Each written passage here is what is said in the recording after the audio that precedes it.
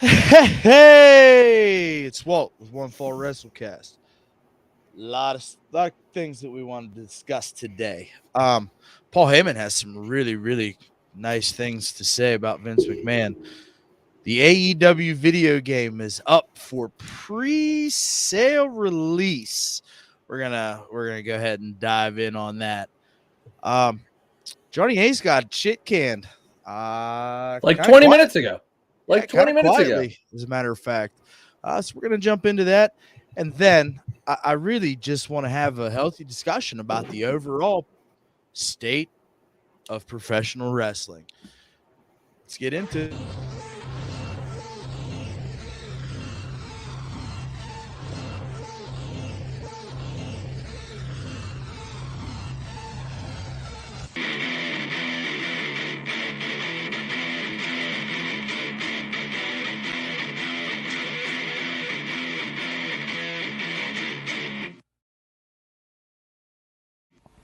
Welcome to the One Fall WrestleCast. Oh, what's up, dudes?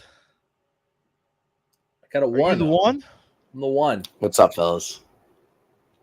It's nice to be all back together. Homes them again. once. Hey, how was your vacation, pal? Buddy, I got to tell you, it was hotter than a motherfucker in Florida in August. I don't know if you know that, but when you go to Florida in August, Wah, wah. And then you walk.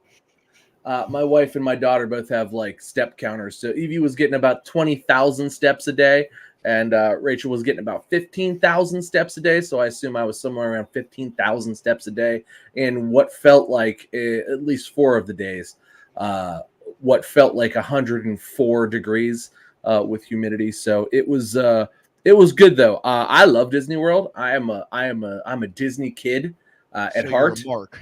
I'm absolutely, when it comes to like that The kind of Disney stuff, I'm mark. absolutely a mark.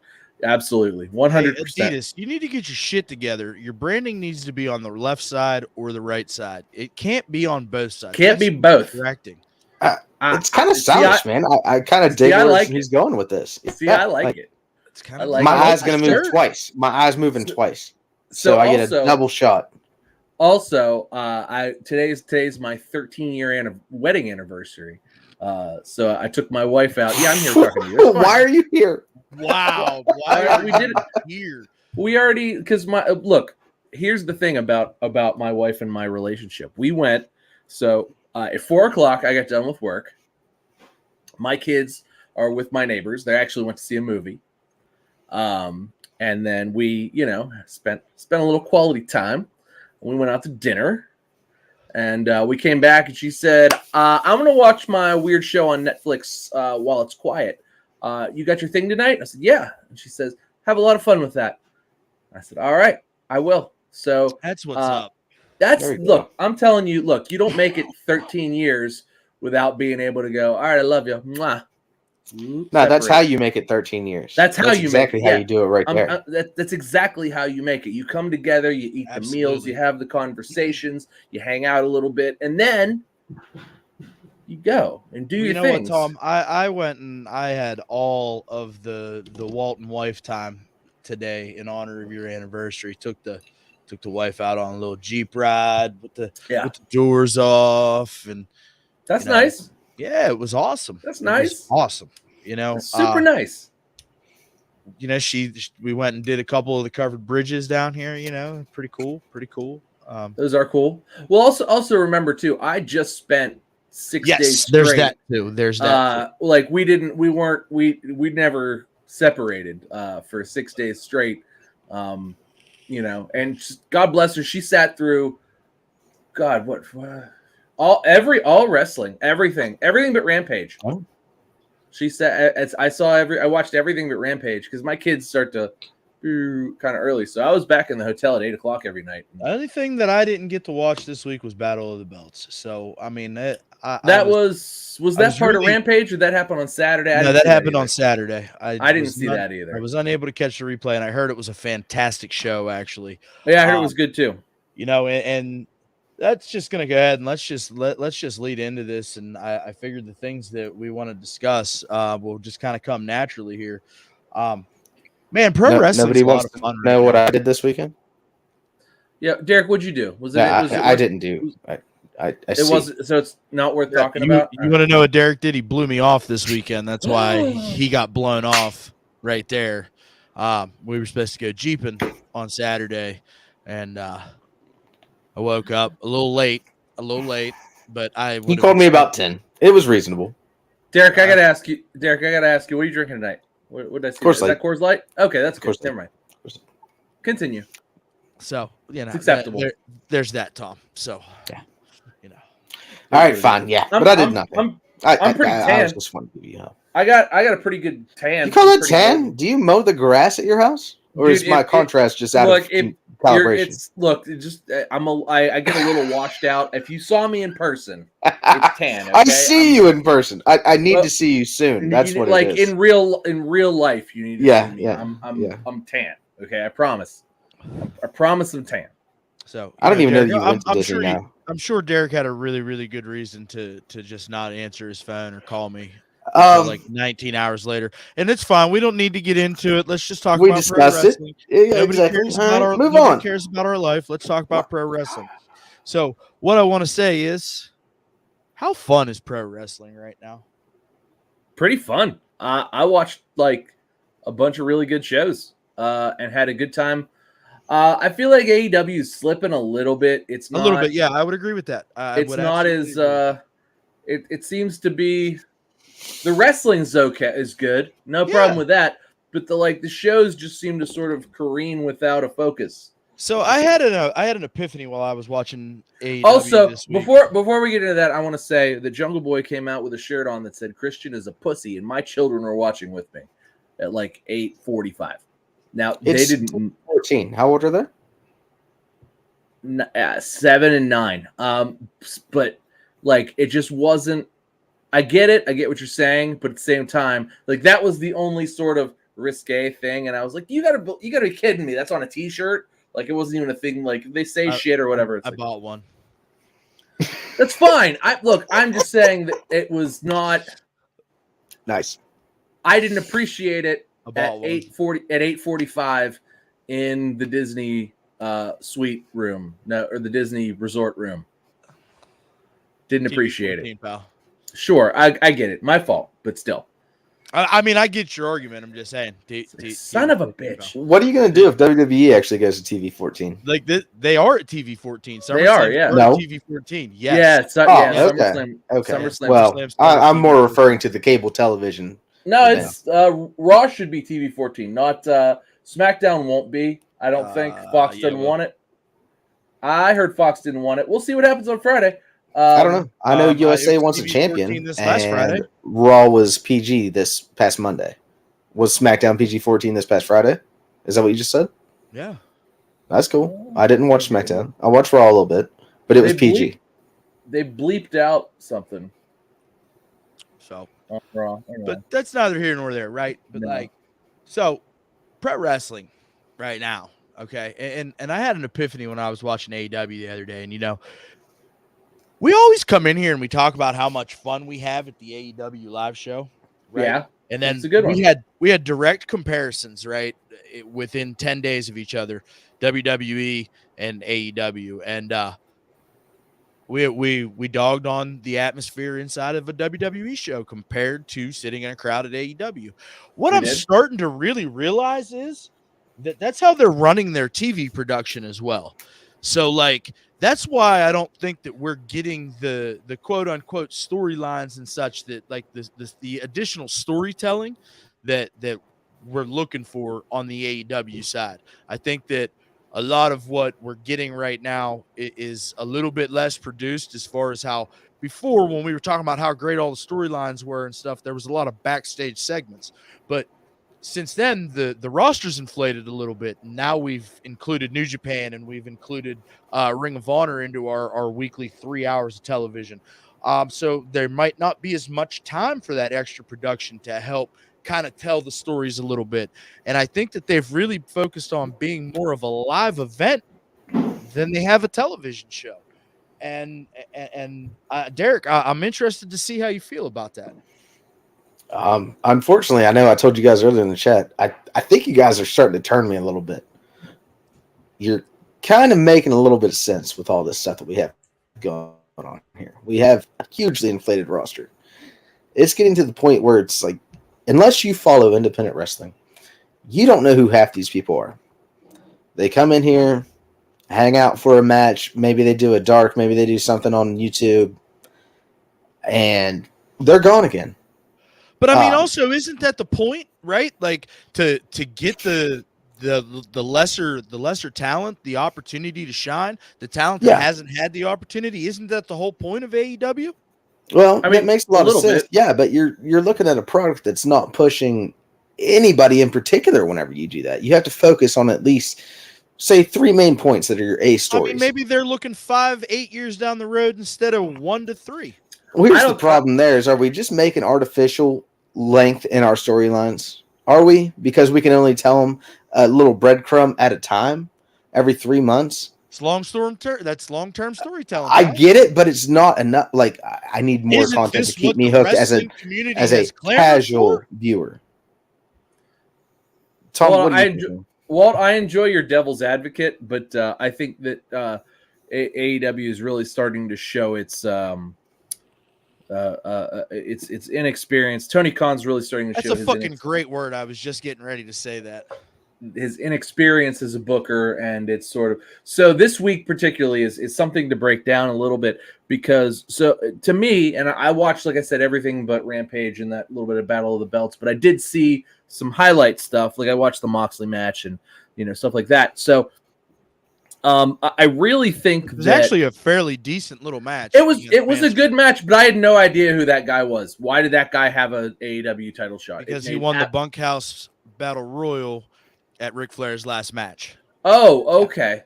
Oh, is that why? So Tony Khan gave him an opportunity for the interim AEW World Championship. Okay, I'm really glad. I'm glad you pointed that out because that really actually helps to cement my point. So the thing to me that really stood out from Wednesday night was Adam Cole's back, right? Baby. And they had the whole Undisputed Elite, yada yada yada, and he turns on the Bucks at the end. And now this, look, everybody was shocked about it, but Adam Cole lifts one of the Bucks' heads up and goes, "You think I forgot what you did to me? Do you think I forgot? I came all the way here for you."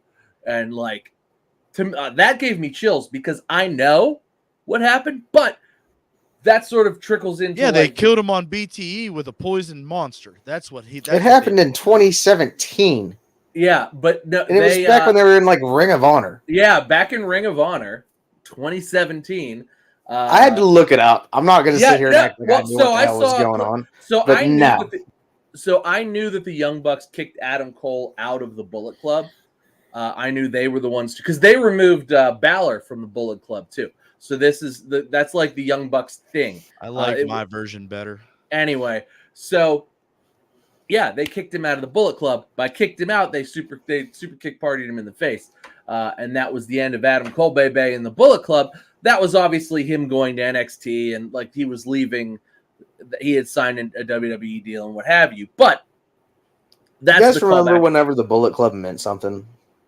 No, those were the days. Now that the Bullet Club has gone the way of the NWO, where it was like Remember when the NWO meant something for a minute there? Yeah, at the beginning? I'm with you, buddy. I'm with you. Right, and then like everybody was in the NWO. It was like, and now the Bullet Club's in Impact, and it's and that's literally what it's literally gone the same way as the NWO. Yeah. It's the marketing is a hell of a drug. Sure is. It's gone exactly the same way. But so as good as I thought that segment was, and as compelling as I find that storyline to be, and have been finding it to be, because there's been tension brewing since Adam Cole got there. I think it really only slowed down because there were a few injuries within all 5 of those men. Mm-hmm. There were just injuries. But I think that they have consistently been telling that storyline rolling forward. And whether I think that's really more on the wrestlers than it is really on Tony Khan. But that finally we got that crescendo of like, this is where it's been going, right? We knew this was coming, right? We knew Red Dragon and Adam Cole were going to turn on the Bucks. We knew it, right? We've been talking about it for months. For months. Everybody got hurt a little bit, so it slowed it down a little bit, but we knew that was coming, and it finally came, and we got that payoff, and I thought it was great. I thought it was fantastic. That payoff was very good. They did a really good job with that. But that's the only storyline going on in AEW right now. I want to point out because we had to look up, the guy that won the bunkhouse, yada yada, at Ric Flair's match thing, got a AEW world title shot against John Moxley. Interim. Good point. Nobody knows who the fuck that guy is. Now, I know, if you watched it, and you even if you watched Ric Flair's last match to watch Ric Flair, woo! Even if you watched that, I would say that bunkhouse stampede match was like the least interesting thing on that card. Well, nobody saw it. So right. Derek and I talked about that last week on our split episode, right? The event was supposed to go live on pay-per-view at 6:05. And at 7:15, the main feed started. So nobody knows what happened in the Battle Royal, except for the folks in attendance. That's even worse then, actually. That's actually even worse than I had imagined. So Tony Khan brings out this guy that nobody knows on AEW. Nobody knows. We know, hey, John Moxley is going to defend the title. Fantastic. Against who? And why? Oh, this guy won the Bunkhouse Stampede match that nobody bought, was on a different pay-per-view for Conrad Thompson, and it wasn't actually even on the pay-per-view because the feed didn't start on time. And what? Why is this guy here? Why did this guy get time? Like, who the fuck cares? Like, why have we not been spending the last couple weeks building up somebody else to fight John Moxley? I know, we got Chris Jericho won a thing, and then he's the number one contender, but then, he could lose it to Wheeler Yuta, who lost anyway, so it really didn't matter. Because Wheeler Yuta, he was going to be a big star, but he's not really because he still cuts his own hair. And then now John Moxley. Don't you think, though, that maybe Wheeler Yuta would have been a more interesting match than Chris Jericho? It would have been, but what would have been more interesting if they would have decided Wheeler Yuta was over and then kept using him week in and week out, and not he was just absolutely over, and then they fucked off. He fucked off to Japan for 3 months, and it's like, the Blackpool Combat Club is important. These motherfuckers aren't ever in the same place together. Like when DX was running Raw, those guys showed up 3 times a show and made a mess. Like. And that was when Raw was 2 hours long. Like, Blackpool Combat Club gets 38 seconds. Maybe one of them has a match, but there's maybe it's a promo. Always a banger. Let's just be honest. I am not arguing match quality because I feel like the match quality is there. There is no problem with the match quality most of the time. And that just circles back to what I was saying, that they're putting on a live event rather than hosting a television show. Look, it's fantastic to go to the show, but quite frankly, I'm like, I don't really want to watch it on TV anymore. Like, it's getting to that point where it's like, I'll read the recap and watch the highlights. And, when it comes to my town, I'll absolutely go because what a live show. But, like, I don't watch every Ghost concert. I love Ghost, the band. But I don't watch every live Ghost concert shot on some jackass's cell phone, I mean, and that's really what this is starting to become. There's some jackass that films it, but the live show is the important part. So it's really like turning into this kind of like, I don't know. I am concerned that AEW loses its TV deal with Turner because all the people that were at Turner that were like behind pro wrestling being on TBS and TNT again are gone. And Warner Brothers, who is now the owner, the big daddy of this whole conglomerate, owns Turner and all that jazz. Warner Brothers they're not even listing AEW as one of their like top properties anymore. They're really not. So it's I hope that's not the case. I hope AEW doesn't just like lose television. That would be awful. But I think that's like, it seems to have stagnated. No, but listen, so TK was on Busted Open the other day, right? Because he does like every like Wednesday he does Tony Time on Busted Open, and he was talking about their co-promotion that they did for Shark Week. He was like, "Oh yeah, they got another co-promotion coming our way where they were really happy with how we handled it." Yeah, because they threw a bunch of money at you and said, "Here you go. You want to stay on TV, promote Shark Week." Like, and they botched that. It ended up being completely horrible. That was one of the biggest botches of the year. She couldn't get that cage open, and they just slid through the bars. Well, it was obvious that they didn't spend much money that they got slid into them to advertise that on the cage itself. They bought the shoddy. They didn't even go and buy an $8 lock at Walmart. They bought the shoddy stuff. Yeah. They went to Family Dollar, or what's the yellow one? Dollar General. Yeah, they bought the Dollar General lock, and they didn't work. The key didn't work. So, man, I don't even know. AEW is a bit of a rough product right now. Like I mean, and two, I've got to think. I got to think that this has got a lot to do with these reports that Tony Khan is like totally unprofessional backstage. Like they're saying that sources close with direct knowledge, right, have said in the past month, Tony Khan has become impossible for anybody to deal with. It's not just communication issues with talent. It's also how he acts on headsets. There are also a few comparisons to Vince McMahon as well, but we're told that Tony Khan is worse. Like, what the fuck is going on in AEW? I mean, so it seems to me like Tony, like there was a honeymoon period. Has he gone off the fucking deep end? I mean, it seems to me like there may have been a honeymoon period with this, and then when he realized that, like, Vince McMahon he worked 22 hours a day and like didn't sleep, still like worked out and like just yelled at people all day, you know, and he's trying to do the same thing with a roster is the AEW roster as big as the WWE roster? I would say it's probably bigger right now. If you want to include all the undercard talent, I guess if you're talking about Ring of Honor too. It's got to be bigger at this point because AEW running through sucking up all the talent that WWE's over here budget cutting. Like they have a massive talent budget. There has to have been a swing there. I mean, even Eric Bischoff said that Tony Khan has adapted the nickname ATM TK because he's fucking just out here buying motherfuckers.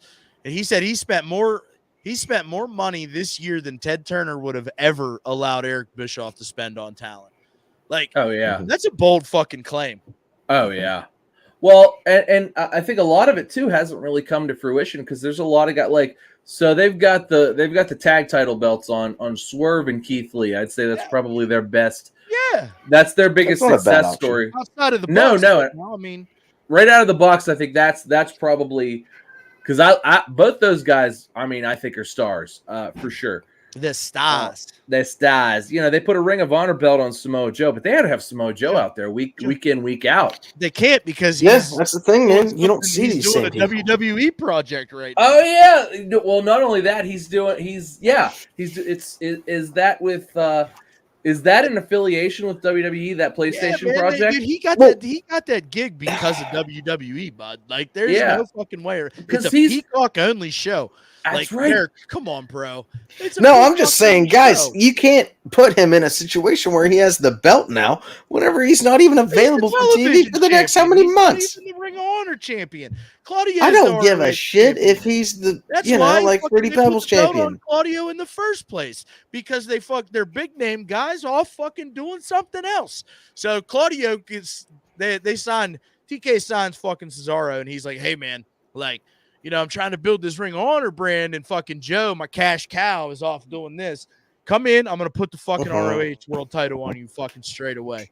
Boom, here's a dollar amount. Done. Right? Like, TK's fucked. You know what happens after that? Barry's the previous. Yeah. Barry's in. Oh, yeah. Get to the point to where Gresham, who is seemingly the most mild-mannered dude I've ever seen, give an interview, be around things, literally just gives him the fingers, tells him to go fuck himself. I mean, God, it's like, What the hell's going on? Yeah, it seems to be in like it seems to be in a mess to where it's just not I mean, I hope it recovers. Like they need to do Tony needs to stop hiring wrestlers and start hiring writers and executives, writers and bookers. And Listen, I I feel, don't think there's anything wrong with the way he writes television. Okay, now listen, I'm gonna fucking talk myself into a hole here, but just hear me out. okay, right? I'm listening. So think about it. For a long stretch there, like when we were hearing all the rumblings that all the EVPs were kind of fucking splitting apart, and TK had taken over, had taken over most of creative, right? So Yeah. the EVPs still had a little bit of input, but now creative is gone completely from the EVPs, right? Mhm. And it's like once that news broke, we had a nice string of Tony's putting shit together that we didn't come in here and shit on. But the problem is he oversaturated himself, and then he stretched himself thin because he bought fucking ROH. And like he's trying to fucking wear too many hats. So like if he can just get back to that little section, right? Like those were that was the best 6 to 8 months of fucking AEW, Oh yeah. AEW television, like in the entire 2.5 years that it's been a thing. Well, and they had stretch. I mean, it was consistent. But I hate to say it, but I feel like he just wants to be loved. I feel like he just wants to make everybody happy. God, he's doing too much. You're right. And yeah, absolutely. I can't argue with you on that, but doesn't not come across as like he's oversaturating, like you said. He's doing too much. He's trying to be a yes man for everybody. He's ATM TK.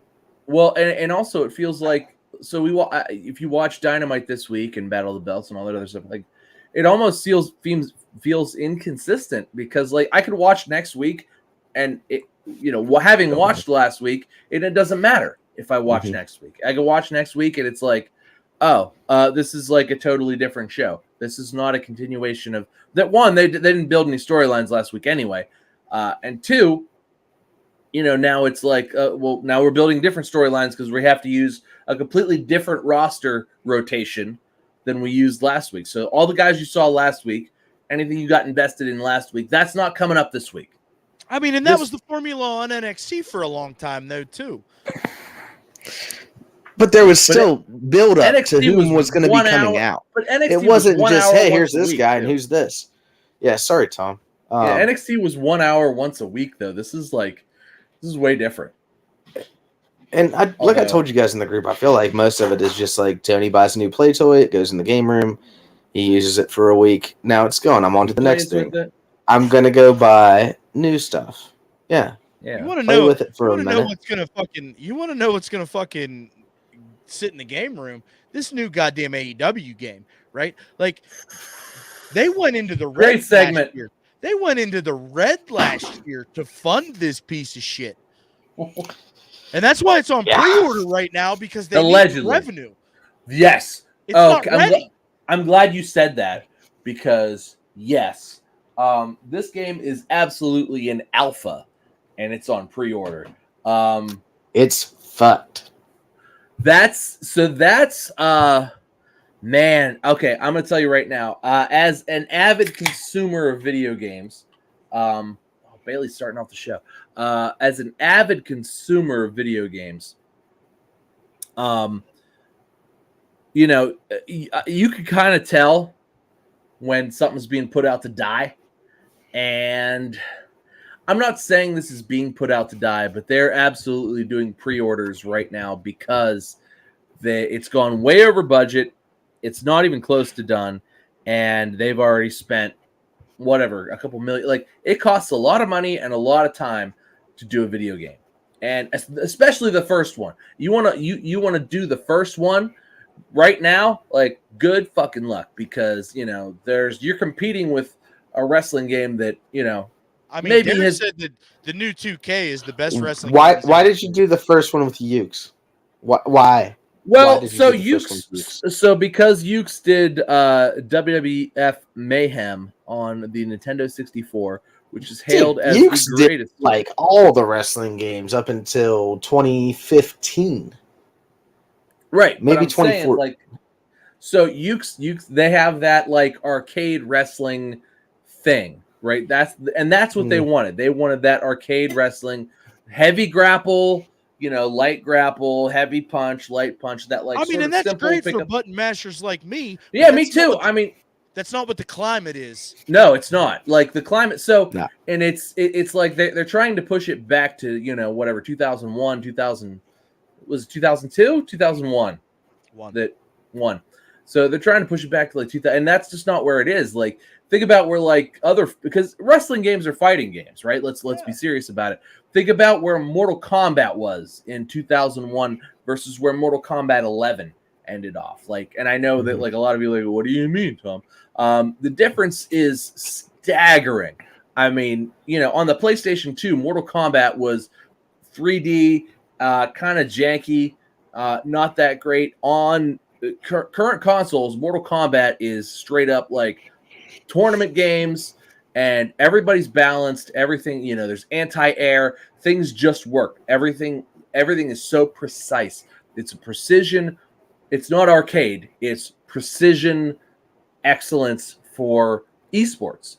And this is sort of going back to that arcade style type of deal. And not to say the WWE games are like esports type of games, but they're but they're like, you got your hardcore fans.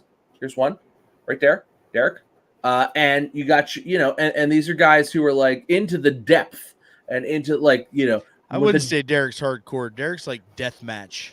Right, but so it's right. So it's like, but you're deep into like the character creations, the community character creations, the community just being good at the game, developing that like muscle memory level of like just precision. Like you can be elite. There's there's a skill ceiling with this like arcadey stuff because you can just mash the buttons and beat somebody who actually knows all the moves and knows where it all is. And that's really, they're going for that button mashy kind of like, late 90s, early 2000s thing. And it's like, that's great for nostalgia, but they're going to ask for $60 for this. And they've basically had to reinvent the wheel at this point. So it's going to be hard to see. I hope that it's not a very bare bones game. One of my favorite wrestling games was WWE All Stars. And I bought it for like $12. And it came out, in like 2011. But it was that kind of old school, like heavy grapple, light grapple. But I mean, we're talking whatever. Honestly, Tom, that was not a bad game though. But it was Hate short. to come in here and just. No, it was great. I thought I really liked good. it. It was good stuff. They had online, I boosted it all, but it was fun. Like, But I'm just saying, it was like it was 6 hours of content. Yeah, more or less. And yeah. I feel like that may be where this is going. There's maybe going to be like a 6 hour little story mode. You can do kind of your own thing a little bit, but I feel like it's maybe going to be very sparse. And they're going to ask full price for it because they paid a zillion dollars for it, and it cost them. Yeah. It cost them an infinite amount of money. It's their first time around. So they went red as a company last year, guys, to fund this thing. They did. Look, look, in gaming, that's how it goes. And I know that like they took that on the chin and they were like, "Oh God, this is terrible." But that's how it goes in gaming. Like, I don't know what's going to happen. Well, I'm sure Ukes already has a 20-year contract locked in with them, so it's probably not a big deal to them. Probably at least 10, but yeah. And they'll have the resources to develop off this game for the next 5 years because they won't update anything because their character models and hair and stadiums and rings and everything will be exactly the same for the next 5 years. They are going to be in the game. That's going to be great. That's a reason you should buy it. I've already pre-ordered one copy, but I don't intend on starting it. If I do, it will not be on my main character. On my main gamer tag. Because, guys, we're looking at, and I'm surprised that nobody's mentioned this yet, we're looking at dancing mini games, button, rhythm, Guitar Hero style rhythm, mini games. Well, and I think that's to pad out. I think that's to pad out how much there isn't going to be as far as like you're not going to get to do like a GM mode. You're not going to get to do like you know, the probably the story mode is going to be very short. You know, I think that's to sort of pad it out. And because honestly, that stuff's all like sort of like cell phone fodder. So it's like it's easy to put that stuff into a game. Yeah. Can't wait to really see Ray Phoenix and Zero Miero out there dancing to Dance Dance Revolution. Though I do love Dance Dance Revolution. I mean, I'm very concerned that this game is going to flop. Because it's going to be a piece of shit, buddy. Well, look, here's the thing. New high score. What does that mean? Did I break it? Is that bad? I mean, did I break the game? Do you think it's going to be that bad, Derek? Do you really think it's going to be that I think bad? it's going to be a trash festival. I think there's going to be broken achievements. I think there's... I don't understand. Like, this last trailer I saw, I went ahead and pre-ordered it because it's available, but I'm not fucking happy. I'm not happy at all. I won't start it on my main gamer tag because I guarantee you there will be broken achievements that don't even make sense because it'll be like the platinum on a PlayStation. For our video game fans there, if someone were to make a game for a PlayStation, they set up the trophy list instead of the achievement list first, which has to include a platinum for PlayStation. So what we have there is whenever we move it over to Xbox and just do a port of it, the achievements don't unlock exactly the same. They will, but the platinum will never unlock because it's nothing that we're normally looking at to check for within the data. Anyway, guaranteed, there's going to be some fucked achievements, which has saved my ass previously as far as not being able to complete wrestling games from small companies and whatnot. Not that it's small, but it is. It's not been in the game for quite a minute. But hopefully they can iron some things out. I'll pick it up once it's around, $40 for the copy that I'll actually open. Because I'll buy a first generation copy sealed and just not open it. But I'll wait until I can get a cheaper copy. $40 that I'll actually open it. What an So I'm hoping for that PlayStation Plus free or that Game Pass. Oh man, if that goes to Game Pass day one, Game Pass day one, baby. Day one. Game Pass day one, baby. That's what I'm looking for. Game Pass day one. If they do it Game Pass day one, we should live stream just how good or not good it is. That would be the most fun ever. Well, I know I gave you one, but if you use that already, I've got more Game Pass free. So I didn't actually because I was dying instead of mending. Right. So, but it's okay. We can 3-play. Like maybe they'll have like, I don't know. We'll figure it out. We can dance. I can't wait to do rhythm games with you guys. We could trios dance together. There is some melee. Oh, you have no idea. Duct tape the DDR mat to the floor at our old house. It got fucking serious. Oh, it did. It was fucking brutal. Fucking brutal. DDR at the crib. Ooh, boy. Oh yeah, somebody walked in. They're like, "Oh, you got DDR?" I'm like, "Yeah, you want to dance? Are you ready?" You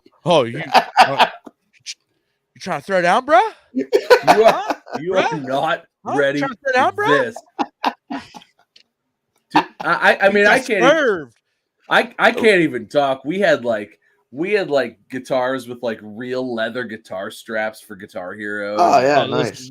Listen, my drum set for Guitar Hero was fucking impressive. I had add-on cymbals, like double bass, all kinds of dumb shit.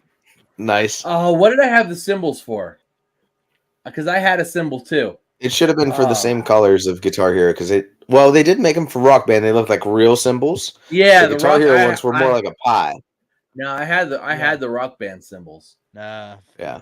I personally prefer Rock Band over Guitar Hero. I like their guitar better, but I like Rock Band's game better.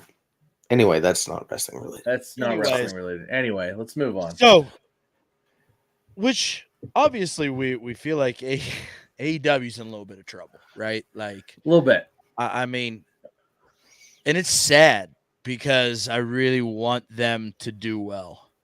Because I think that's been the echoing chant of this show. Like, I want them to succeed, but they keep punching their own dick. Yes, their dick punch. That's a great analogy. They're dick punchers. Stop punching your dick.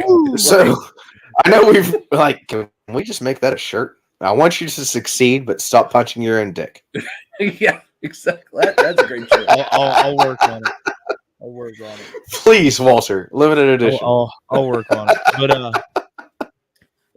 But I feel like on the other side of the coin, right? Like we feel like we should be having that conversation. Oh, it's just in fucking complete and utter disarray. Vince is gone.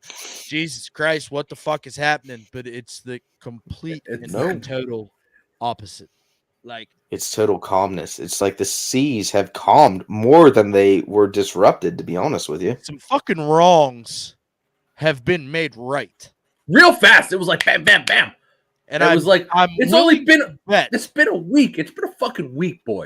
It's only been a week. Bet 17 minutes into the show on August 8th, 2022, it has been very compelling professional wrestling because Triple H is trying to move away from sports entertainment. However, I am willing to bet that in Cleveland, Ohio, in the locker room resides one Johnny Gargano, who is going to make his triumphant WWE return. He didn't even have to get on a plane. He just drove over. Yeah, I'll leave my house at 6:00. I'll see you guys later. Yes, here's me as Johnny Gargano. Hey guys, I'm leaving at 6. I'll see you guys. I'll be there. Driving there in his Kia, whatever he fucking drives, probably a Kia. If Johnny Gargano walks through the curtain today, all bets are off, pal. For sure. So, God, I mean, WWE really just put on last week its most compelling week of television in the last 10 years, at least. So I'm glad you brought that up. I want to interrupt you. Like, do you think that as fans of Black and Gold NXT that we're conditioned to feel that way, or has it actually just been better? So I think it's a little of both, and I'm going to explain why I think that. One, yes, you're right. So I'm going to start here. Yes, you're right. That one, we are conditioned because we know how great Black and Gold was at its peak, and it had its ebbs and flows too. But ultimately, it always felt like the most genuine. It was the most complete pro wrestling show on television every single week. It was complete, whether it worked or it didn't. It was, you could tell everybody gave a shit, everybody tried their best, and it was what they did, what they tried to do. Sometimes it didn't work, sometimes it did.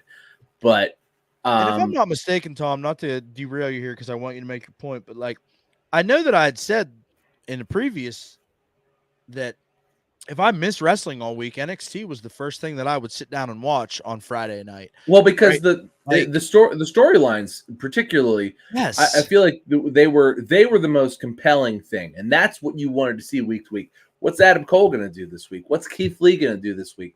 What's Karrion Kross going to do this week? What's Ciampa going to do this week? That's those for me. That's in my head. Yeah, that's where it was. It started to fall off sort of after that. Once there was, once they got into that Wednesday Night Wars kind of bullshit, that was good, but it was also it felt a little too try hard. It felt because I think Vince got more involved in that. Yeah, it felt too try hard, whereas everything else just felt organically tailored to me as a wrestling fan, tailored to me as a look, I don't necessarily need to be out here. You don't have to put sexy girls on screen to get me to watch anymore. I'm not 13 anymore. I'm not 16 anymore. I'm a 38-year-old man. Right. So, you don't have to do that. You don't have to break off to we got to appeal to this audience. We got to appeal to that audience. You just have to appeal to the wrestling fan. Yeah. The guy that wants to watch the stories, the guy that wants to be invested, or the girl, whatever. We just want to watch. We want to be entertained. That's it. That's all we want. You know, you don't have to like, tease me with things. Oh, maybe you'll see this. Oh, maybe that. Ooh, look at that. We don't need any of that. I just put on a compelling storyline, and that's what they were doing at that point in time.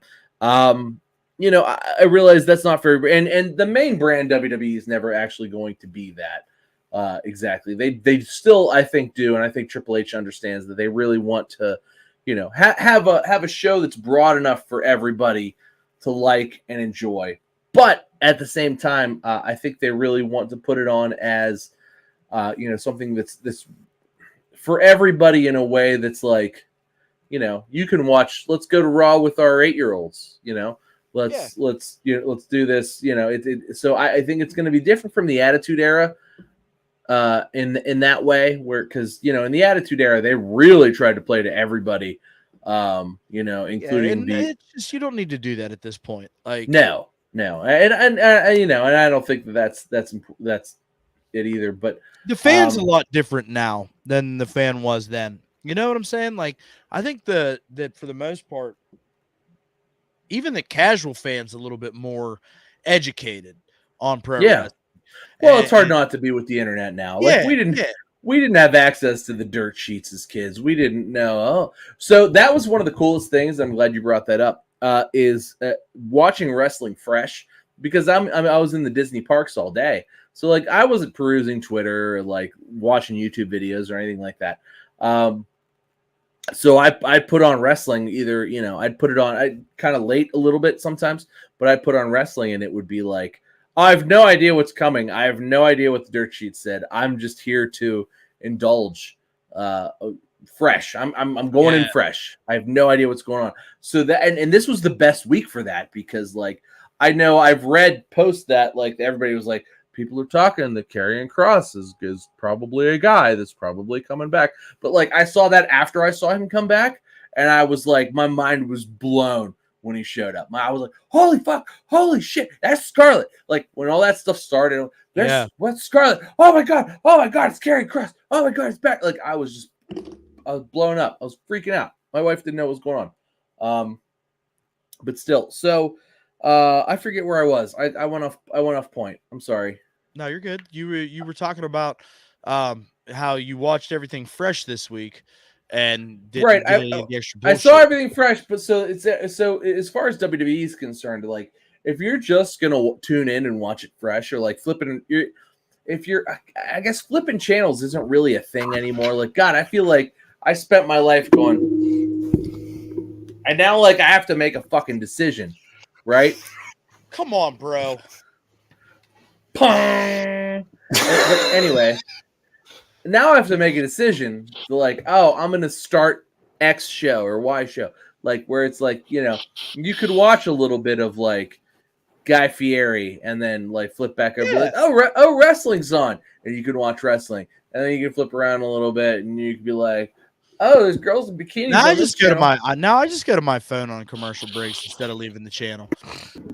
I mean, I just feel like watching TV's changed so much in the last 20 years. But so for me, wrestling's always been kind of one of those things that was like, well, this is something I want to watch. It's like, well, I want to watch pro wrestling and I want to watch hockey, and that's kind of it, right? Like that for me, that's kind of it. And it's not hockey season yet.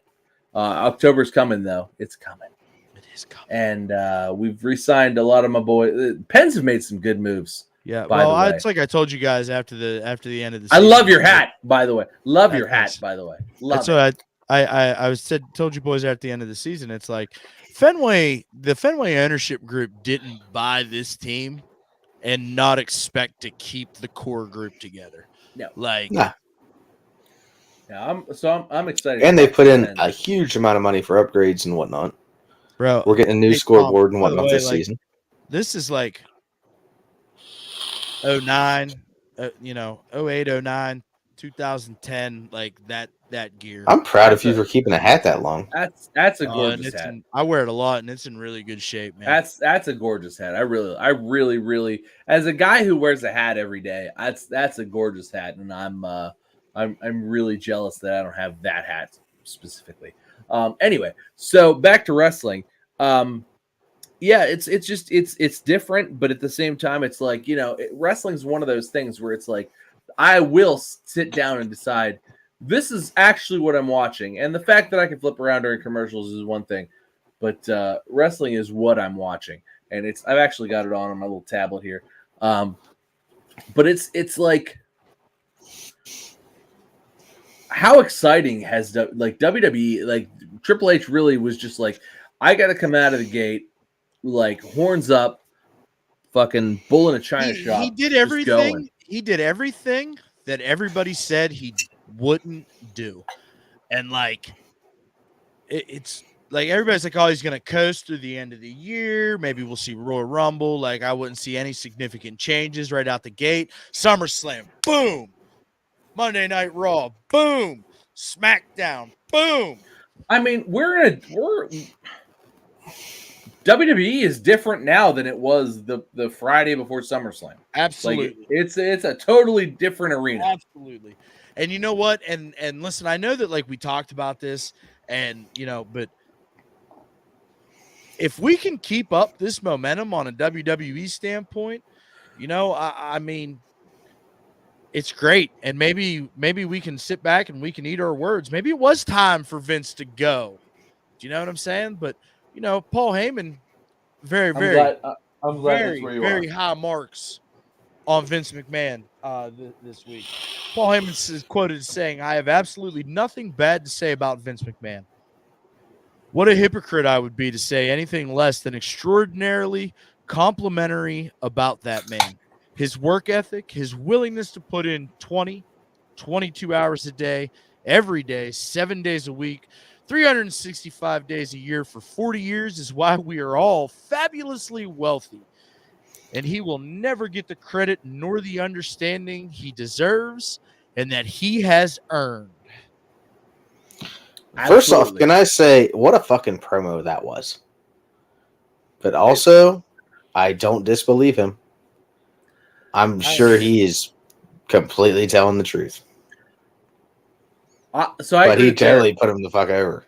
Oh, he definitely put him over. So I agree with Derek 100% on this, and I agree with Paul Heyman 100% on this. Like, Absolutely. I think that Vince McMahon is the reason that we're all fans of wrestling right now. Like, it just wouldn't be the same without him. The wrestling would not be what it is without Vince McMahon. It's just, period. Like, nobody can argue that, nor should anybody try. But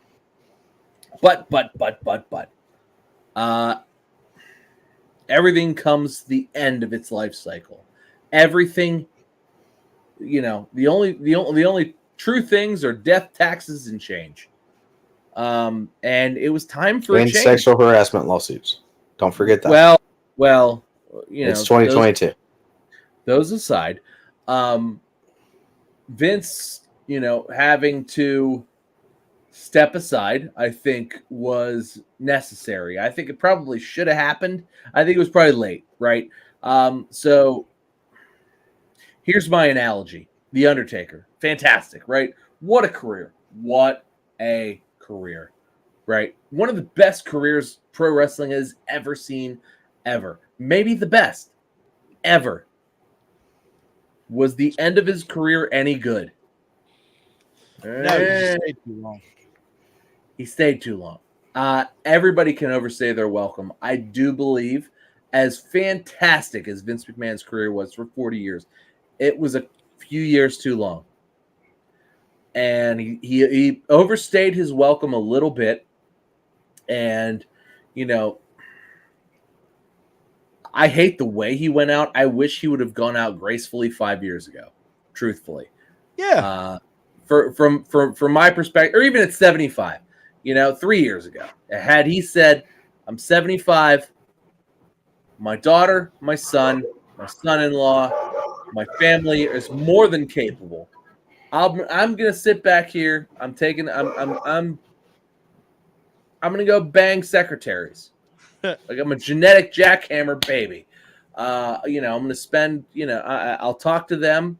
I'm still the majority shareholder. I'm not dead, but I'm gonna enjoy my money, embrace my life. You'll see me every now and then. Roll him out for fucking WrestleMania every now and then. Roll him out for the Hall of Fame ceremonies.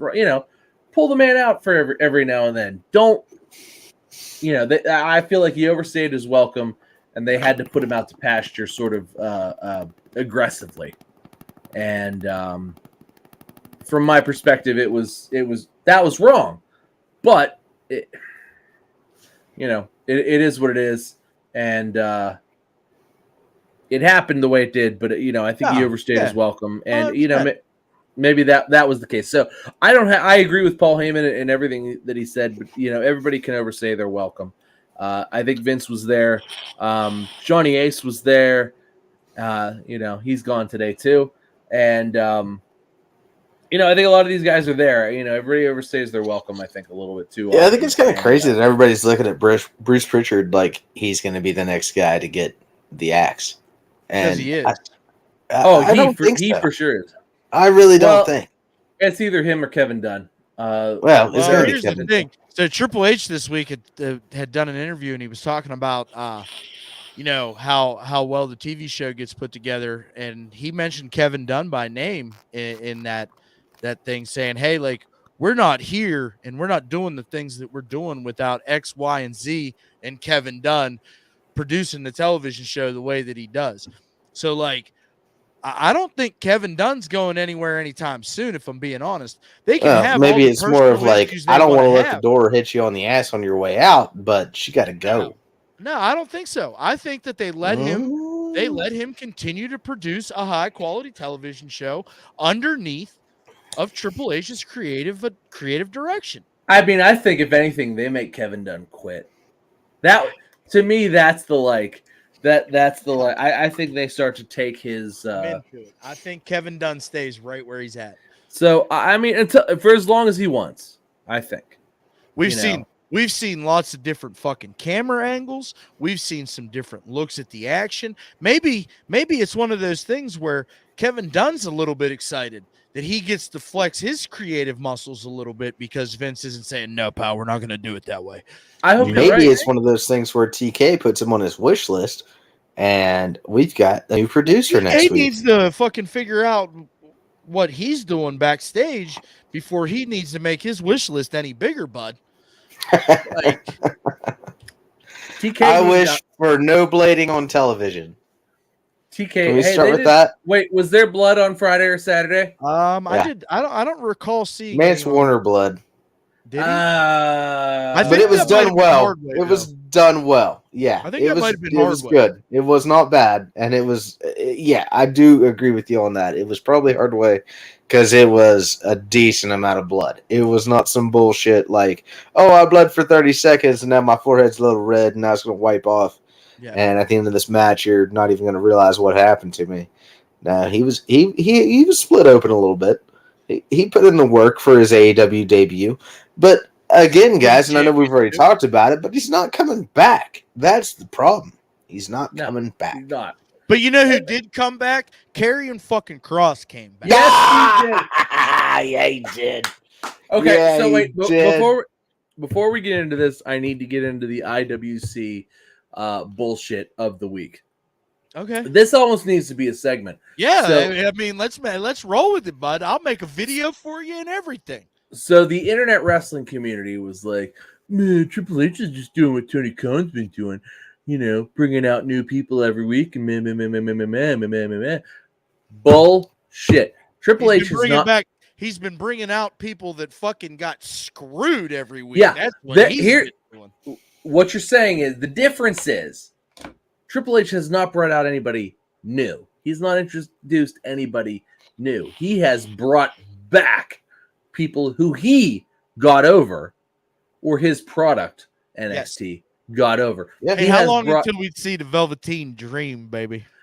Oh. Right. I mean, that's not like the Velveteen. If you bring the Velveteen Dream to AEW, that's a like, oh, he's new. If you bring him to WWE's main roster as the Dream, I'm sorry, Tom. Good. Continue your point. If you bring him as the Dream, he's back. So what they're doing, and what the internet wrestling community is missing, WWE. Triple H is bringing people back or pulling people in who have already been within the system. These people are already very well known to everyone as WWE guys. So he has brought back Karrion Kross as Karrion Kross, who was in WWE only a year ago. Same thing with, Bayley's back. Obviously, she was hurt. She put out a thing like this week, and she was hurt. But yeah, it's time.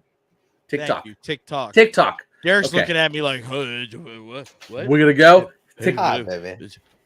Ah, you're Some- crazy. TikTok. Anyway, Tell your mom I love her. so My child just came and threw a bottle at me. I'm sorry, Tom. it's fine. It's a thing. It could be worse.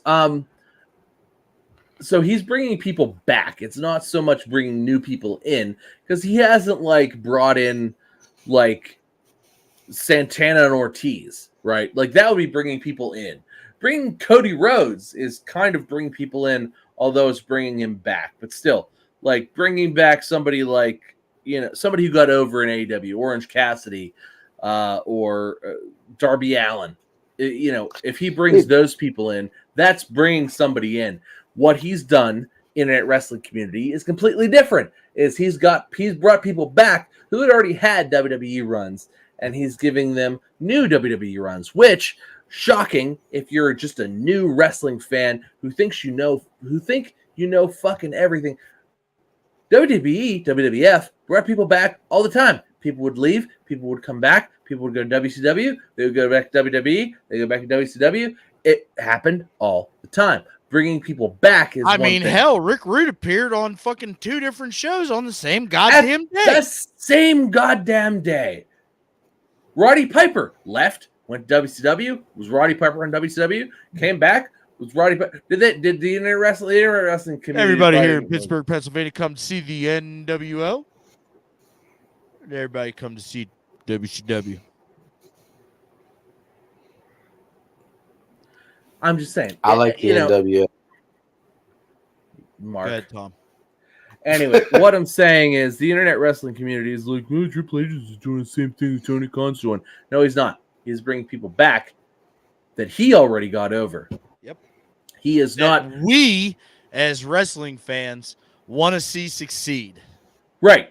He is not bringing people in that somebody else got over, because nobody that Triple H has brought back yet was over in AEW first, because quite frankly, they're still under contract. Now, I will say, I will eat my words when they bring in MJF, although I think that's the biggest tragedy in wrestling right now is Maxwell Jacob Friedman. Am I wrong in saying that? No, what? Because we as the fans have to suffer because we don't get to see MJF with our eye holes every single week. What the of all the things he could do? So either one, MJF doesn't want to come back and is like, no, fuck you, Tony Khan, or two, Tony's just keeping him on ice because he's mad at him. But literally, MJF is the guy right now. If you want eyeballs to show up on your show, break glass in case of fire, MJF. All right. Yeah, can't argue with that. AEW's they're on fire right now, and they're about to lose more and more. They're down on fire in a bad way, folks. Fire, burning down, like dumpster fire. Dumpster fire. They had a dumpster match, so they have a dumpster in their production. That includes the Acclaimed, though. So that was kind of a really good. I really enjoyed that. I really enjoyed that. That's the only other good storyline going on right now. Yeah, we need to figure out how we can do all the how it'll be right. It's kind of tough because the screens are all weird. Yeah, we'll 3-way scissor eventually. That'll be a good finish. Yeah. Anyway, so it's just it's hard to watch WWE fire on all cylinders while AEW they're stumbling. This is about to become WCW 2000, because good God, they're talking to Ciampa. Ciampa cut an incredible promo about. Oh my God, this is everything I dreamed of for WWE. Is Tommaso oh, Ciampa gonna beat fucking Bobby Lashley tonight? Is that gonna happen? No, his name's only Ciampa now. It's not Tommaso. I mean, and I feel like the fact that he's whatever I want matched to up be, with bitch. Miz the way he is makes me hurt inside. I bet you that stops real fucking soon. Part of me feels like no. However, I think he does, and then I think Miz hits the ring, and I think Ciampa hits him with the title. So it's like I think it's 50-50. God, Triple H might do it. Every time I get a bottle of this, it never lasts fucking 2 days. Every single time. What, E&J's? No, this is 1792. Every time. It's too delicious. It's delicious. Too delicious. I just think that oh wow, Ciampa. So Ciampa put a thing up. He's got the Harley Race thing behind the Harley Race robe behind him. Ciampa that's what I heard for tonight was that he was doing it for Harley. Yeah, Ciampa was trained by Harley. He was trained by Harley Race actually. Harley wouldn't even have a clue what a hashtag is. Well, I mean, he's been dead for a long time, but not that long. Less than 5 years. About 5 years. But yeah, I mean, just Ciampa was trained by Harley Race. Yeah, well, one of the last. Ciampa's a fucking badass. Yeah, one of the last real true Ezekiel's back. All right, one of the last real true. My name is Elias. And I'm here to tell you that there's one universal truth, and that is that WWE stands for Walk with Elias. Bro. Oh. That's a miss, too. Now that Triple H is in charge, let's glue the beard back on this motherfucker's face. And let's fucking get Elias up to the fucking Universal Championship. KO's about to come out and beat the shit out of KO's about to get the push of a fucking lifetime. Yeah, well, I think that's about that's probably. Mm-hmm. Hey, so real quick, before we get off all fucking camber here, did you guys see this bullshit that the USA Network's pushing to get an exclusive world title back? As they should. Look. No, buddy, it's all about business. I can't argue with Tom on this one. How are you going to get out of it? How are you going to get out of it right now? They're not. How long has it been? Do we need to leave it on Roman? I mean, he's approaching 700 days, pal. He can stay right where he's at. They literally back themselves into a corner. To the next guy. That's what I want to see. I don't want to see us fucking split the titles. If Karrion Kross is going to win, Karrion Kross needs to win. Okay? He ain't going to be the next guy. What are you going to do? You're going to emasculate Roman and everything that he's done for the last 700 days. Okay, if that's going to be the case, though, then Karrion Kross needs to be around for more than a minute before he can make himself a legitimate contender that could actually take. No, that's bullshit. No. You're going to sit there and depend on the fact that everybody else knows who he was the gimp inside the fucking, you're sounding stupid ass mask. Right what, now, 6 months ago? No, listen. Real Vince he was McMahon down there being the gimp on Raw 6 months ago, and you want him to come in here and take both titles off of Roman. That's stupid. Okay, that makes no sense. Stupid. All right, Vince. You're gonna fucking go on, Vince. Fucking 8 months ago, you're fucking sitting here. Oh my God, Karrion Kross and NXT is the greatest thing ever happened. And then it became. What I'm saying is, it doesn't work for business because he's now the gimp. Fucking existed? Are you out of your goddamn mind? Have you seen him on Raw? Did you watch any Raw whenever he was on there? Yeah, I saw same thing, and I was the one sitting here bitching about it. And fuck it, it should have never happened. And you can't bring him back and take it off the tribal chief who has been there for almost 2 full years. Justify the fact that fucking Karrion Kross wore a gimp mask. I'm not. You're wrong.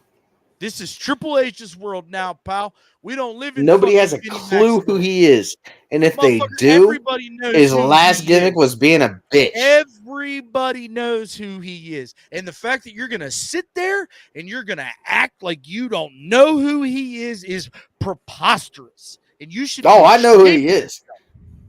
You know who? Fall and pray. Oh my God! More of his wife. Every fucking him. Oh my God, Scarlett. Every Fall and week pray. you come in here with that bullshit, and now you want to act like you don't know who the fuck a guy is. I'm saying, whenever he moved up to the fucking main roster, he lost Scarlett. He lost the Killer Cross Scarlett gimmick, was Karrion medically Cross gimmick. was not medically cleared to perform because she had. Oh, she wasn't medically cured to come out here and do some Yeah. maneuvers. Her Protocol boobies were match. broken. Are you They were serious? broken. Was she on disability with the government? Is that what it is? Her That boobs. sounds about like what that probably was. Okay. I've heard of them disability cases. Don't fucking sit Yeah. here and all of a sudden, after fucking shilling for AEW for fucking 3 years, okay, don't fucking sit there and act like you don't know who Karrion Cross is. You can't tell me at any point during this shit. No, I can't take a turn. Absolutely not. I am not going to allow you to take that stance. What the fuck am I supposed to do? Hold the same opinions for the next 18 years? I know what you're supposed to do. Fall and pray. I'm just saying, bud. Like, I understand your argument, but like, for fuck's sake, man, this is this is the dude on the main roster challenging Roman Reigns that It's we on the same. wanted. Okay, the problem is it's the same company that he was already given the Yeah, fuck gimmick that. on. That's the problem. Yeah, and then he got fucking At least- fired, and then he got brought back. So He's the same guy. but I don't understand. He's the same gimmick that he's using on the indies. Whenever he was hired, he got fired, went back to the same gimmick, and But they he got rehired him fired for doing because they ruined him But you don't in even their make product. sense right now. You don't make sense, sir. I make Tom. Do I make perfect sense? No, Walt's right. It's Thank fine. you. Look, the WWE fans are thirsty. Fuck out of here, Derek. The WWE fans are thirsty for this. Like, this came out, this happened. Twitter, You, like, of all people, are gonna take Nope. this stance. I Twitter- cannot. Twitter was believe- like, "Good Christ, give me this. Put it on my face. I need it right here." Just I'm Okay. embarrassed It's for not you. that I'm not happy about it, boys, but you got to understand, not everybody watched AEW. I'm Not embarrassed. everybody for watched you. NXT. Like what? I'm No, it's not about AEW or NXT. It's not about AEW or Hey, NXT. He hey, was Derek. on. Hey, Derek. Pat agrees with you. I mean, lucky you. You know what I'm saying? At least somebody's on your fucking All team. right, then. You know what I'm saying? Yeah.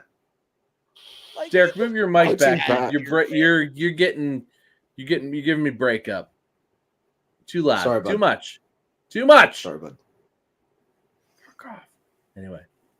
Curse. All right. Curse. unbelievable. And then now you want to crack Unbelievable. jokes. Unbelievable. Anyway, so back to Paul Heyman and his discussion of Vince McMahon. Some people overstay their welcome. Vince McMahon did amazing things working 22 hours a day. However, people get old, people die. And, Vince probably should have retired at 75, and he's 77. And it's time. It was time. And, it was time to pass the torch. It was time to pass the torch probably 2 years ago. We missed that, and they had to force him out ugly. And I hate that. I hate it. I wanted Vince McMahon to go out gracefully, and he got forced out ugly. And I hate that. But I like you how know you what? say that. He though. got forced out ugly like he forced Karrion Cross out ugly. I mean, it is what it is. Motherfucker, you know, It is what it We is. should've What put it is. We should have put the Gimp mask on Vince. He'd come out, say "Then, now, forever" together, and Look then at Tom. enjoy the show. Look at Tom in his trying to Gimp do my mask. job to keep this fucking show on the rails because of your shit take. Like, unbelievable. Buddy, I'ma start this is calling better you than the fucking I'm gonna start View. calling you. We JD should put this Ventura, on NBC. Okay? That's what I'm gonna start doing. Because you're a fucking mark. I didn't get anything out of Tom on that one. I thought for sure I'd get a good pop out of him. You're a bum, dude. Like, I'm so goddamn fucking irritated with you right now. Like, you're lucky that like I'm at my house, because if I was sitting next to you, I'd punch you in your fucking face. Walt, what else? Walt, what else we got tonight? I don't even fucking know anymore, Tom. I really don't. You know, I'm fucking pissed. How can you be pissed You wearing that? you want me to just drive my equipment down to Pat's house? I mean, it's fine. How can Maybe he can come in here and say the exact damn thing I say This can be because you it's and fucking correct. Pat, okay? Me and Right Pat there. right here. Yeah, all day, baby. The acclaimed have Fucking- arrived, if you know what I'm saying. You Yeah. fuck. We scissor it up, motherfucker. Tom, what else is there to talk about? I don't even know. Look, I've been trying to hold this together, and like I don't really know I anymore. remember. Hey, John Laurinaitis got shit canned. Oh yeah. Oh yeah, there we go. Good night, Johnny Ace. Anyway, That must man, Wait, that must have not have been here at the beginning of the show. Now's the time when you go to commercial for Adidas because clearly time has sponsored. I'm sorry. I'm sorry. We're completely off the rails now. I'm sorry that Adidas, Pat. I'm sorry that Adidas clothing fit me very well, and make me. Pat, look I already like bitched that the logos are on opposite sides. and make what me is that? look like a stalwart gentleman. I went out. These are my going out clothes. I went out on a date with my wife. That's why I have a collar on. It's our 13-year wedding anniversary. Shout out to my wife who has put up. Absolutely. Shout out to your wife. Shout out to Rachel who's put up with me for 13 fucking years. And this is really what I'm like in public. Like I am not like this is not like Tom unfiltered like I'm filtered somewhere else. This is what I'm like. I'm like being in public with me is probably embarrassing. We gotta get you guys. It is because people will randomly come up to Tom, assuming he's a soccer coach or surely affiliated with some sort of premier soccer team, considering all the Adidas he wears. I am and asked for autographs, and then Tom had it's not for Chelsea MB or whatever they got going on. So look, my team was undefeated this year. Oh my god, look at Tom. Kids. Never mind. Wow. Kids at practice. Anyways, listen. He beat those kids. I just make him run laps. Hey, look, I learned it from your uncle. I know how to do it. Heard that. That's fair. Anywho, Johnny Ace got fired today. Yep.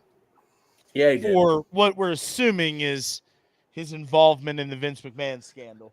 The reports all broke today that Johnny Ace was quietly released this week. They're saying that this could have happened as early as last Tuesday. And we're just now hearing about it at press time today, probably because television show, no Johnny Ace. That's my thought process. I mean, I know that like he was put on administrative leave, but like we've not heard anything. Like, I don't know. I'm just spitballing. John Laurinaitis no longer with WWE, no longer head of talent relations. Well, truth be told, you want to talk about people who've overstayed their welcome. Johnny Ace is. Hey, Tom. How dare you disrespect me? Yeah, he's probably 20 years overstayed his welcome. Tom, your arms are so good. Mm-hmm. Johnny Ace has been, God, I mean, I was one half of the bodacious blondes. I can't think of a more toxic personality within WWE than Johnny Ace. I mean, he's the bearer of bad news, the soulless destroyer of worlds. The soulless destroyer. I rode a skateboard to the ring. You want to talk about a guy who like got off, like he probably called people to fire them while he was masturbating. Jesus Christ. Yeah. Fuck Johnny Ace. You think he was fucking the Bella's mom at that point? Listen, no, I have a serious question for Tom right now. Do you think that it's his fault that Mickie James got her shit in a trash bag? I need to know. What's in the goddamn bag, Mickey? Yeah. Tell me what's in the bag. Was it his fault exactly? Indirectly, it's his fault. And I think there's a lot of things over the last 20 years that are Johnny Ace's fault. In a trash bag. Fuck that hoe. They probably went to her locker with a glove, and there was a fucking rabbit in there. Threw it in a trash bag, sent it through the mail, and she wanted to make a scene about it. If you know, What? you know. What? What? Nothing. I Proceed. didn't hear him. Derek, I actually really like that penguin shirt too. Like, so what I want from you guys, Derek, I want that shirt. Walt, I want that hat. If Yins could like just point me to the direction of where Yins got them, I will acquire for myself. However, Johnny Ace, good fucking riddance.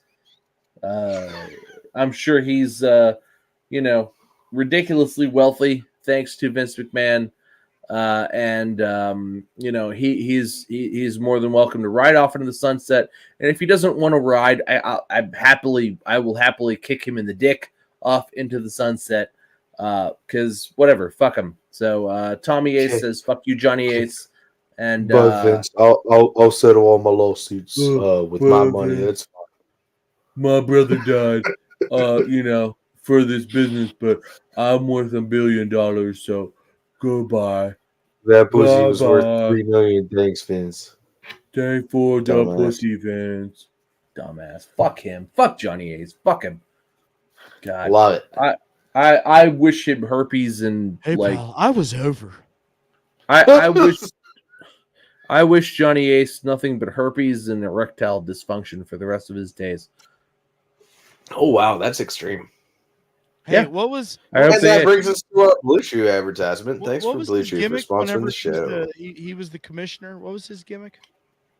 ED? Was it ED? Johnny Hungy? Was it Limp Weenie? I think it was Oh. Limp Weenie. People power.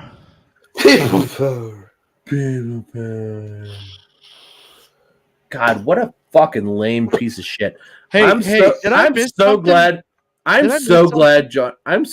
Johnny Ace is gone. Like, am I in the wrong for thinking that, like, God, I'm so happy that Johnny Ace is gone. Like, No, what if- I honestly feel like What do him you and ever Vince were fucking just do like a couple about leeches or the fucking succubus goddamn that just like were killing the Like, fun what is out of your it. beef with the shareholders and Johnny Ace? What? Are you seriously going to confront Tom about this? Do you Yeah. not see an honest Wait, reason whoa, why whoa, this could be a fucking issue? Wait, no. Walt is doing me a favor right now. He's giving me an open floor and an opportunity to shit on these people right now. Enjoy, sir. Oh my God, Walt, you just gave me a gift, my brother. I love you. Like, know. you did this. You're welcome. You did this on purpose, and I love Happy you for it. anniversary, pal. Thank you, my brother. What a wonderful gift you've given me. Let's start with the shareholders. First of all, fuck them hoes. Second of all, Vince McMahon. Can't say hose. First of all, fuck them. God, what's the worst? I don't want to call them cunts because I like vagina. Whoa! Whoa! Oh God, what can I call them? God, shit idiots. Fuck them shit idiots. Okay, there we go. Fuck them shit idiots. Number 2, Johnny Ace. God, fuck Johnny Ace. Fuck this guy. So Johnny Ace has been the bearer of bad news, the ass kisser of worlds, and the fucking just the worst guy. Just the worst guy. Like, you want to be the guy that fires people in WWE? Do you want to be the guy that fires people in WWE? Not only the guy that fires people, the guy that fires people. He's got a goddamn job to do, okay? He's got a goddamn job. JR used to be that guy. JR used to be him. Okay? No. No, here's what's Johnny Ace's fault. Johnny Ace is a fucking trash human. Okay? Here's what's Johnny Ace's fault. Johnny Ace has contributed 0 to wrestling in the last 40 years. He was a shit wrestler. His brother was great, but he's a shit wrestler. He was a shit executive. Literally everything he touched could go from gold to like maggot eating shit overnight. He was fucking terrible. He was terrible on TV. He was terrible backstage. When you get a call from Johnny Ace, you're like, God damn it, Johnny Ace is going to fire me. And that's all it was. That's all he was. So I can't argue Look. with Tom. Johnny Ace is like one of the worst humans in wrestling, and he is he's a leech of wrestling. He never what good idea did Johnny Ace have? Anybody? What good Johnny Ace good People ideas? power, pal. Oh, so wait, not the Royal Rumble, not a steel Patterson. cage match, not a steel cage match, not the elimination chamber, Eric elimination Bischoff. chamber. Eric Bischoff. Okay. War games. That was Dusty Rhodes. Dusty Rhodes, not Johnny Ace.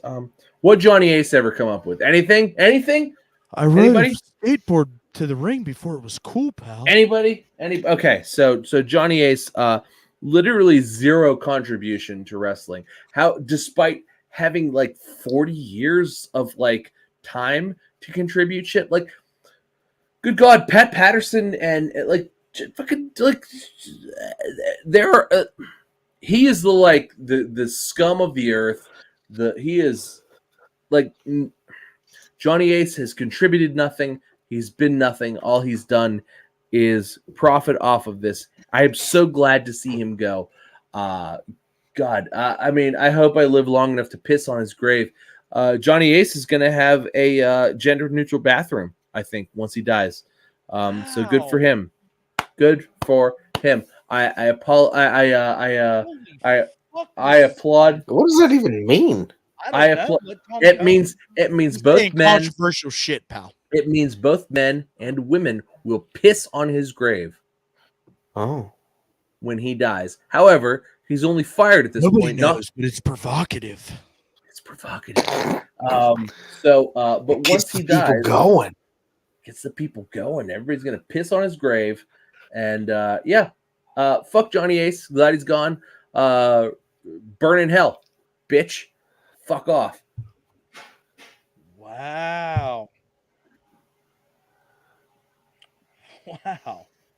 Hey, Derek, how do you feel about John Laurinaitis getting fucking shit canned? I'd personally like to just go to the match of the week because I think it's all been covered. Yeah, man. That's fair. I appreciate you. Yes, sir.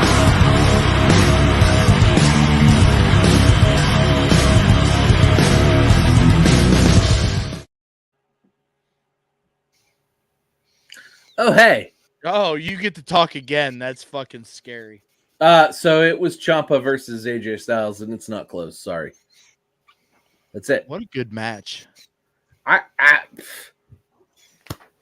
Hey, guys. Go kill it. Okay. Guys that can kill it. Okay. Fuck. I mean, what else do I have to say? That was it. It was great. It was tremendous. There was a little bit of interference, but like that was coming. It was good. It was fucking good. It was unbelievable. And I think next week it hasn't happened yet. My match of the week's probably going to be Ciampa versus Lashley for the USA title. It's just coming. But yeah, it was a masterclass. It was really fucking good. Could have been a pay-per-view match. Didn't really have any build. Pay-per-view match.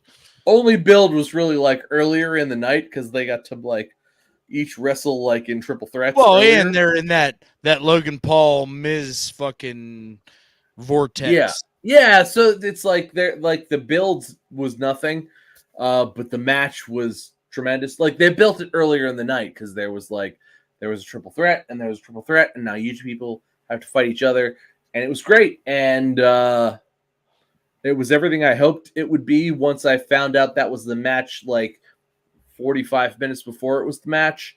And then I watched it and I was like, holy shit, that was great.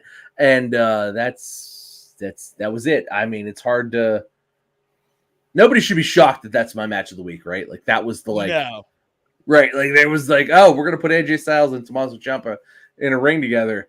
That's going to be Tom's match of the week because that's just how that works. And it did. It was great. It was absolutely great. I'm excited to see Ciampa versus Bobby Lashley tonight. That's it. That's all I got to say. That's it. That's all I got to say. It's fair. Hey, Raw. Boom. Hey. Karrion Kross, what's your match of the week? Well, First off, congrats to Tom for picking the smallest guys in a match that you could find. Um, No, not Rey to say they're Mysterio great wrestled. workers, but Rey Mysterio's wrestling right now. oh Bro, bullshit! That's not wrestling. I don't bro, even want to hear about bro, that. no, Dominic Mysterio's no, fucking trash festival. no, Shut the fuck up. Hold on. It's my time for match no, of the you week. fuck you first of all. So What? you're just sitting here, you're trying to poke me, is what you're trying to do. Don't fucking dare fucking talk down on Tom about small guys. Like, Yeah. you've been sitting there defending AEW for 2.5 years, and you're just Also, a little guy. Derek's Okay. just a little guy. Like, get the fuck out of here, dude. Like, how Nope. fucking goddamn disrespectful do you have to be? Like, what is wrong with you? So much disrespect. Like, you need to apologize to that man for the way that you just tried to talk to him. I'm waiting. I'm dealing with my wife. You're dealing with your wife? Oh, that's super condescending to you. No, she's literally dealing. We make deals. Unbelievable. Apologize to fucking Tom. Like with cards? Wait, what? Yeah, You Tom. guys playing sorry. Uno? You guys playing Why Uno are we right now? with Tom? No. Nobody's a No. Condescending. That's why We're not you're gonna- apologizing to Tom. Listen, You're he's just the a fucking smallest turd. guy. This is the smallest wrestler you have on WWE. No. Okay, I love Tommaso Ciampa. All right, I'm not going to say he's the smallest. You have Ricochet. You have. I'm Rey not talking about Mysterio, smalls in like, height. let's- I'm talking about he let's go looks down like the he list should do now. track and But, like, field. You're fucking sitting here for the last 2.5 years, fucking, oh my God, small guy wrestling, AEW. Like, what a great fucking show. Did you sit down and did you watch it? Oh my God. Can I not be so a good. And then Tom fucking throws out a Ciampa's so quality much wrestling bigger match. and better than Orange Cassidy? It's not even funny. All right, so we're gonna get this over with because Okay, go ahead. What string bean cocksucker did you pick for the match? of the week? Moxley versus Mance Warner. Even though I bitched about it earlier. You mean Mansois? Was it Mansois? No, Mance Warner. Who's that? I don't know that guy. Marseille. Marseille? What? Why am I missing something? Mansois? For real? Who's that? Who's Mance Warner? I don't know who Mance. Dupree. I don't know who Mance Warner is. What's a Mance Warner? Is he like? Is he a fictional character? Who the fuck is he? Who the fuck is this motherfucker? Like, seriously, this is the problem with AEW. They put that on like, oh, Mance Warner versus John Moxley. You should watch this. Like, literally 99.999% of the AEW audience, which includes me, was like, who the fuck is Mance Warner? And then, like, I Googled him, and it was like, oh, he won a match that didn't even show up on a goddamn pay-per-view. Who the fuck is this bitch? Like, nobody knows. He went out there. Sure, he did great.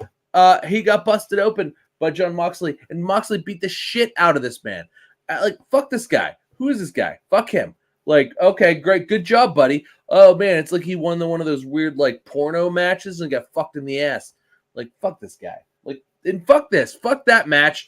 Fuck John Moxley. Fuck Tony Khan for booking this. What the fuck is wrong with him? Hey, man, he won the goddamn bunkhouse battle royal. Yeah, and Tony Khan won Booker of the Year. What a bunch of fucking marks, everybody. Like, what a bunch of fucking marks, the internet wrestling community.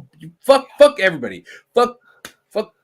Hey, fuck them. pal. Hey, bunch of marks. Hey. I'm so mad. I am so mad at all these marks. Hey. God, it makes me upset. Hey, you're taking my fuck gimmick here, bud. Okay? I am so mad at all these marks. Look at me. Look, like these internet wrestling community marks and Dave Meltzer and Brian Alvarez wrestling community and marks. like these fucking marks. Like God, what a bunch of marks. Like, okay, we're marks. Fire me, you fucking mark. Like, God, okay, we're marks too, bud. But like, we're not like shit idiot marks. Like, this is like, well, I mean, Derek is. Why are you such a douche? I'm so upset with all of this. Like, this is such like Jesus, such hot, wet garbage. Like, do you do you boil garbage on your stove in a big pot and then dump it on yourself? How did you enjoy Vince McMahon teabagging his fucking 70-year-old balls on your face for the last fucking you know what? I 10 criticized years when you knew he should have went away. And I criticize the whole episode too, but it doesn't mean I can't make this my match of the week. Maybe people need to go out. I enjoy finding new wrestlers. I hate that they're putting this on television. Let me. I hate that they're putting this on television, buddy. Because I didn't know who this was previously either. I had no idea who he was. No idea. Educate me. Who is he now? Do you know who he is now? No. But I'm interested to find out. What's wrong with that? Oh, you're interested. Like you've watched the match. I wasn't not interested before, but I told you previously in the context that we were speaking that they were throwing a lot of shit at the wall to see what sticks. Will this just maybe if you would give me a segment that lasts 2 to 3, 4, 5, 6 weeks that isn't a segment, and we can have and I tried to bring this out earlier that we should have an A, a B, and a C. Why would it be a bad thing if this guy ended up being a long-term, a C match that ends up because he works for Impact, pal. Yeah, and he's not going to be. You're never going to see him again. Bullshit. You'll never see him again. The first promotion here in the States that's big time, you might as well say, is Impact. That's gonna contact AEW and actually you'll never see him again. Okay. You'll never see him again. He's gonna work. He'll be employed with Costco next week. If I'm not mistaken, he actually worked for WWE at one point. Yeah, but he works for Costco now. No, he works for Impact Wrestling actually. Well, he's gonna work for Costco pretty soon.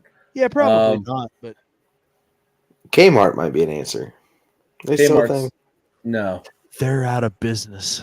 Same with Sears. Showing my age. Thank God. Thank God. Walt. My match of the week came from AEW Dynamite. Okay. And if we're talking about good in-ring action, which is how when I look at a match of the week, a match that I look at and I go, man, that was really fucking good. And there was a lot of that this week. But one that really grabbed my attention was Orange Cassidy. Oh, fuck. Versus Jay Lethal. Uh-huh. I mean, Orange Cassidy got beat, which was good. You can't get the orange punch. Cassidy's over, pal. Okay, and it might not what be a fucking chooch. Okay, it might not be for you and me, but it's for a large segment of the wrestling fan base. Okay, and that guy's fucking over.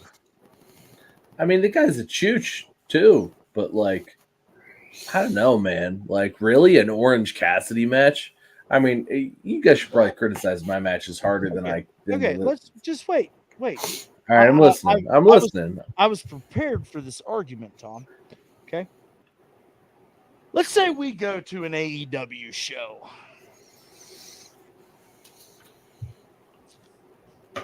And Orange Cassidy comes out and he does the gimmick.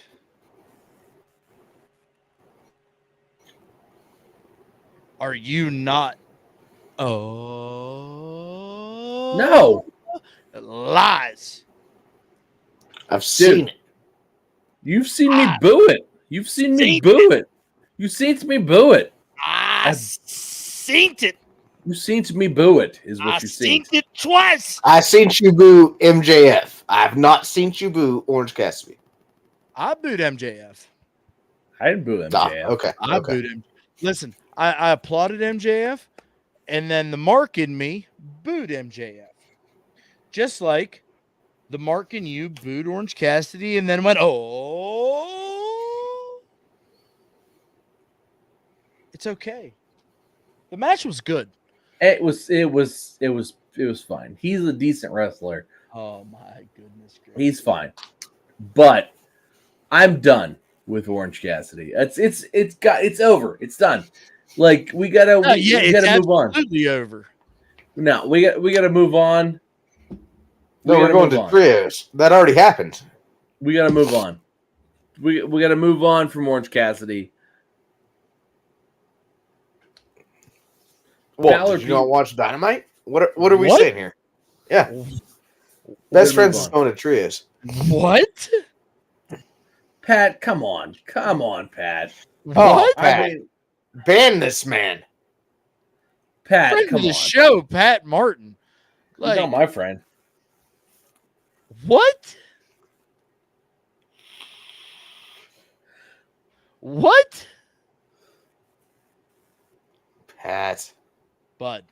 we gotta MJF have is you the as a best. guest to explain yourself, buddy. MJF is the best thing that happened to wrestling in the We'll have a last small feature of 20 Pat. He years. can tell us a synopsis on why MJF sucks. Wow. Wow. I don't even know that I can justify that with a proper response. I'm definitely going to review bomb his area. Let's say that. No, don't do that. Don't do that. No, I would never actually do that. That's mean. Wow.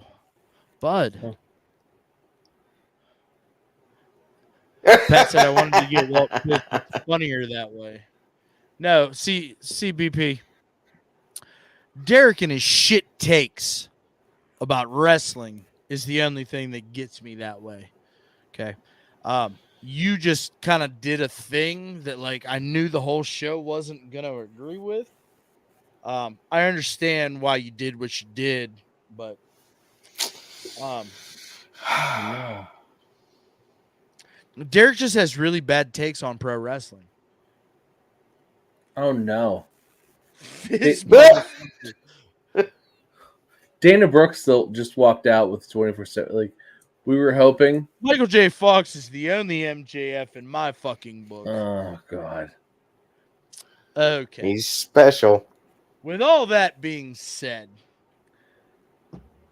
make sure you check us out over on Twitter and Instagram at @1_fall WC. That's ONE. Audio folks, we appreciate you so very much. Thank you.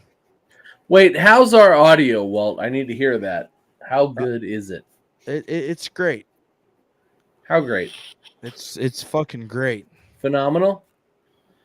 It's definitely AJ Styles. I like it. Okay. If you're watching us on YouTube, you know that we exist. Please like, comment, and subscribe.